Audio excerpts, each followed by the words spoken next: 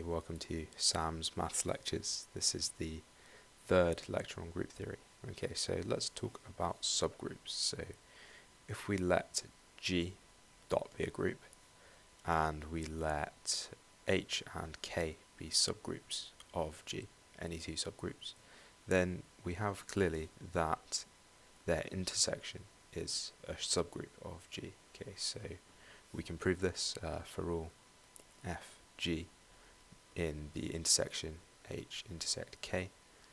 We have the FG inverse must belong to H and it belongs to K, because obviously F belongs to H, G belongs to K, and they both belong to each of the groups, and each of the groups is a subgroup, so this must be true. So FG inverse belongs to H intersect K. Okay, so the intersection of two subgroups is indeed a subgroup, and it is in general smaller than the two subgroups that it sort of is created by. Okay, so we also have that for any group G is a subgroup of itself pretty trivially. Any subgroup of G that is not G itself is called a proper subgroup, and we always have that the identity on its own is a subgroup, and that's called the trivial subgroup. So usually we'll care about proper non-trivial subgroups, so subgroups that aren't one of these two. Okay. So if we take some subset S in G, so not a subgroup, just a subset, then we have the subset generated by S given with these sort of angular brackets here, and that is equal to the smallest subgroup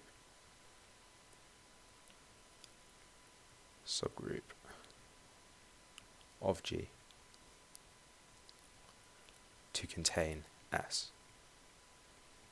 And by looking at sort of this idea of the intersection of two subgroups is itself a subgroup, we can see that S is the intersection of the set of subgroups of G which have S within them. Okay, so that's the subgroup generated by a set. If we have sort of S is equal to G1 ... Gn, then we'll normally we'll sort of miss out the curly brackets, and so instead of writing this, which is quite long, we will instead write just the angular brackets, just for sort of ease of notation. Okay, so let's take some G in G, but not the identity. Okay, so any non-trivial element of G. Then we have that by proposition. The sort of subgroup generated by G is the set of G to the K, where K is any integer. So obviously G to the 0 is the identity, G to the -1 is G inverse, and so on. Okay, so proof. And we'll call this CG for now. Okay, so proof. CG is a subgroup.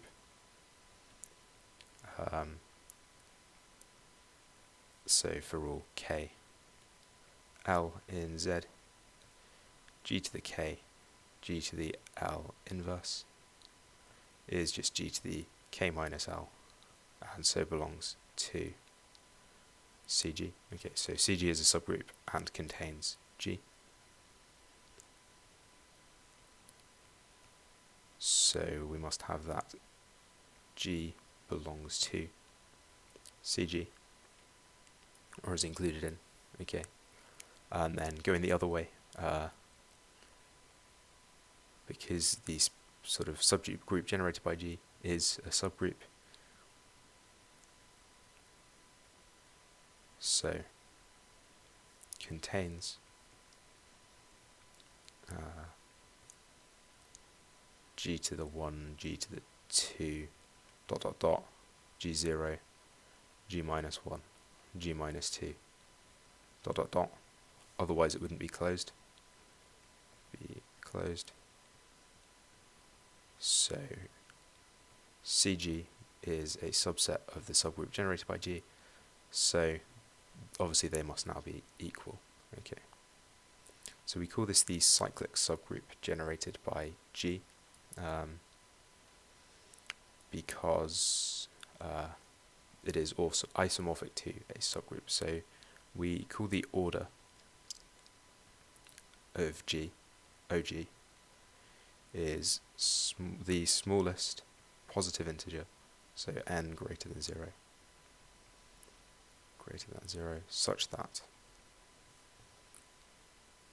G to the n is the identity. Okay, if no such n exists, we just say that the order is infinite. If no such n exists, OG is infinite.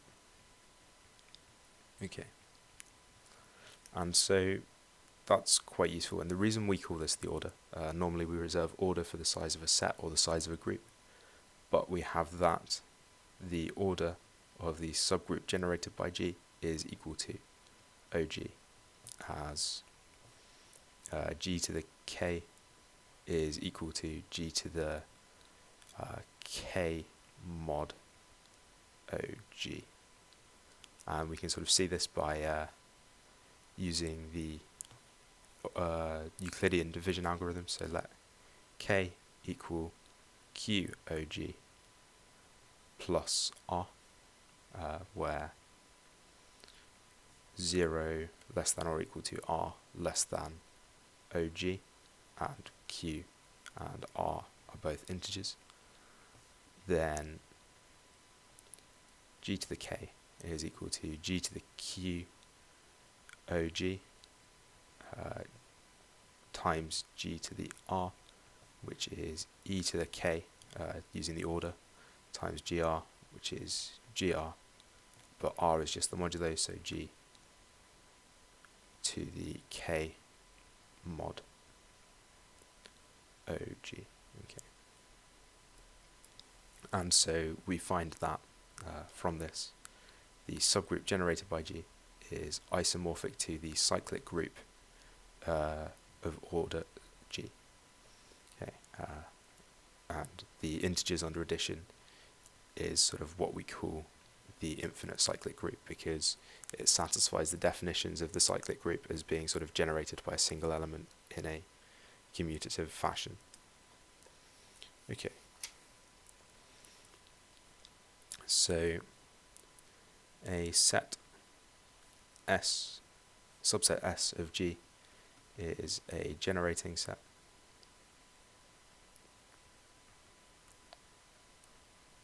if and only if the sort of subset generated by S is equal to G.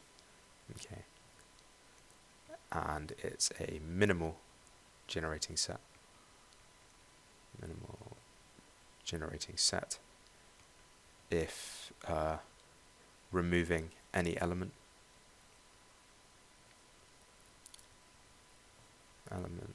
gives S no longer generates G.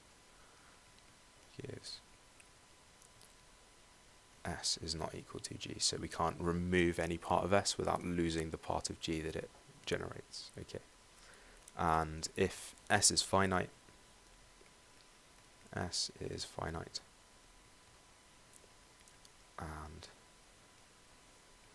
G is generated by S, then we call G finitely generated.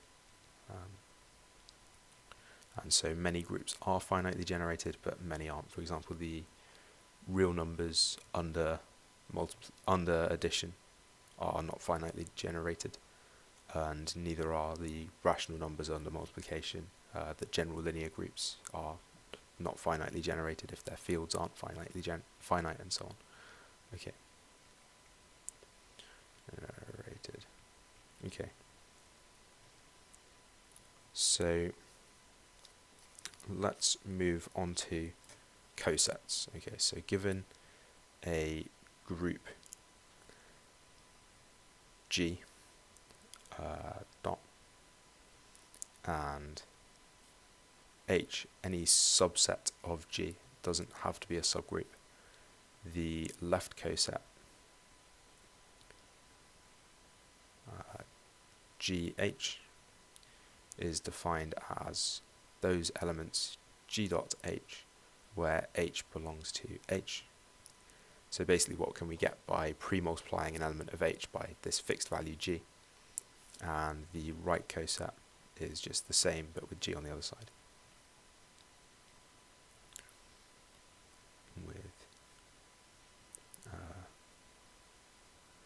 So HG is equal to H dot G where H is in H. Okay. Now then, if we now say that H is a subgroup of G, then what we have is that for two elements, GH is equal to G twiddle H. Let's propose this. Then for all H in H, GH, so for all H in H, there exists an H twiddle in H such that GH twiddle, GH is equal to G twiddle H twiddle. Okay, so basically each element in G in the left coset, the first left coset, is an element in the second left coset. Therefore, G twiddle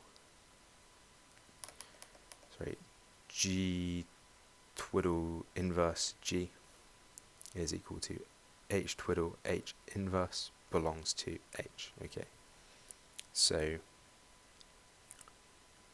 GH equals G twiddle H if and only if the inverse of one times the other is in H. Okay, so if we recall an equivalence relation,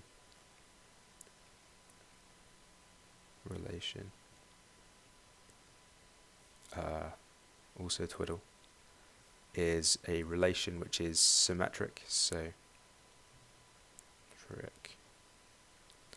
we must have that for all x, y, x twiddle y, if and only if y twiddle x. We must be reflexive.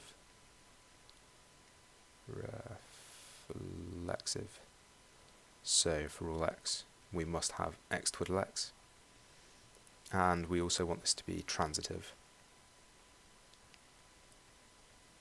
So if x twiddle y and y twiddle z, then we must have the x twiddle z. Okay, and so being in the same coset, left coset, is or two left cosets being the same is a equivalence relation. So obviously we have that GH is equal to GH, obviously. So that's easy. If GH is equal to G twiddle H, then G twiddle inverse G belongs to H, but that gives us that G inverse G twiddle belongs to H because H is a subgroup, so it's closed under inverses. So therefore GH twiddle is equal to GH. That one again, kind of obvious, but if GH is equal to G twiddle H and G twiddle H is equal to G hat H, then obviously we have, because we've shown this, then we just get immediately that GH is equal to G hat H. Okay, so this means that the GH form a partition of G.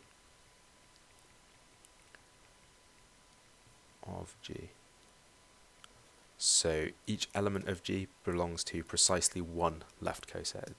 It must belong to a left coset because it belongs to the coset GH, and it can only belong to one because if it belonged to a second, then they're equal. Okay, that's how equivalence relations work. Okay.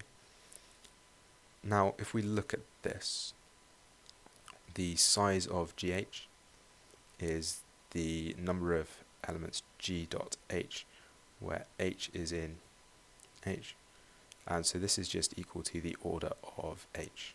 Okay. So independent of G, importantly, of G, little g. Okay, so G may be split into some number of sets, subsets, each of order mod H, and so we must have mod H must divide the order of G. Okay, so if we have a group with 8 elements, we cannot have a subgroup with 3 elements, because then that wouldn't work as a partition, because we get a 3-element coset, 3-element coset, and then we'd spill over. Okay, so it doesn't work.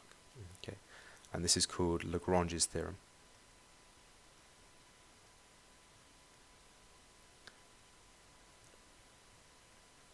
And the we call this symbol G dot H is the index of H in G. Might be the other way around. Yep, it is. H dot G is the index of H in G, and is the number of left cosets, or right, doesn't matter, cosets of H. Okay. And then Lagrange's theorem is quite important, because if we go up here, let P be a prime,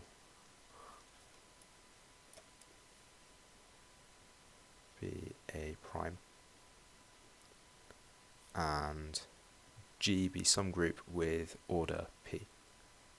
Okay. Then what this means is that take any element P, any F that is not the identity in G, so any non-trivial F, then we must have that the order of mod F is equal to P, as E and F belong to the subset generated by F, therefore it is greater than 1 in size. So because P is a prime and it's not 1 but it has to divide P, it must then be P. And so because it contains all the elements of P, and so F equals G, but that's just congruent to CP. So there is only a single group of order P for any prime P, up to isomorphism. Group to isomorphism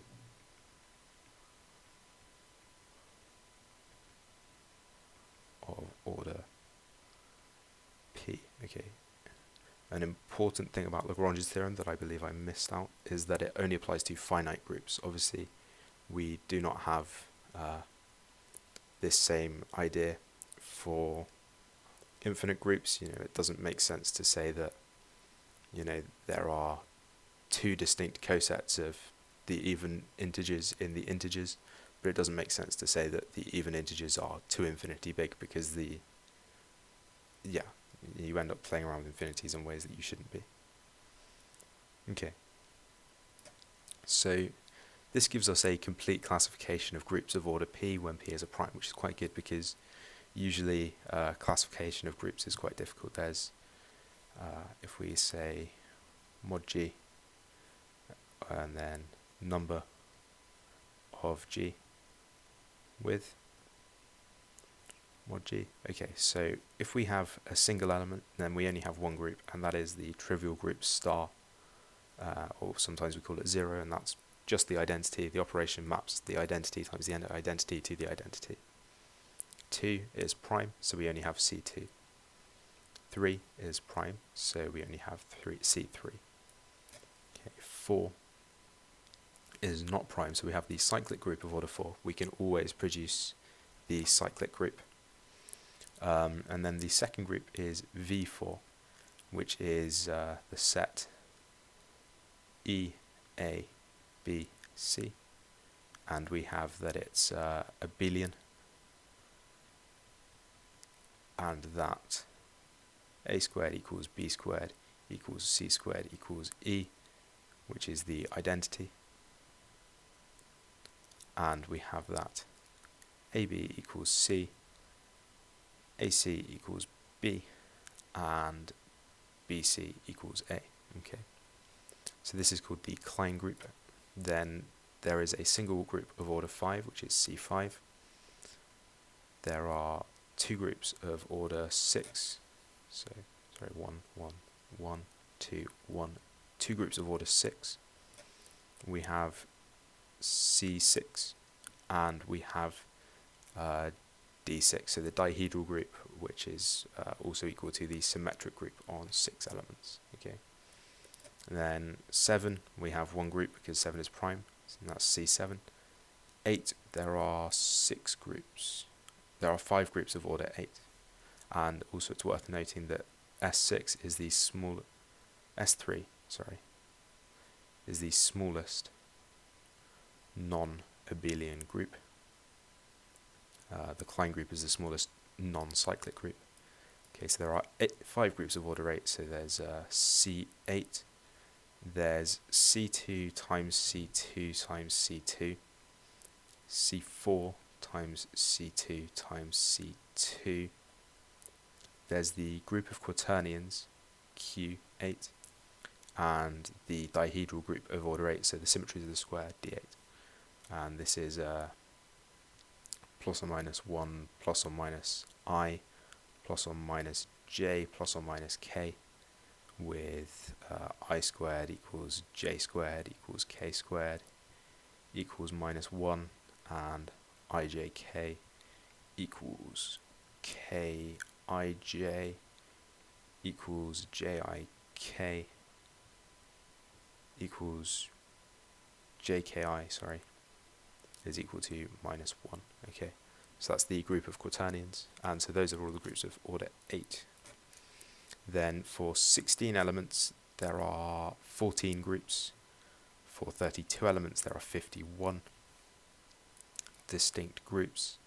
For 64 elements there are 267. For 512 there are around 10.5 million. It's completely unknown how many groups of order 2048 there are, but because this number is a prime, there is a single group of the order 2 to the power of 77,232,917 minus 1 has a single group, and that is the cyclic group of order 2 to the 77,232,917 minus 1. But I assume if we add 1 to this number, we will get quite a large number of groups. Okay. Thank you for watching. That sort of concludes this lecture.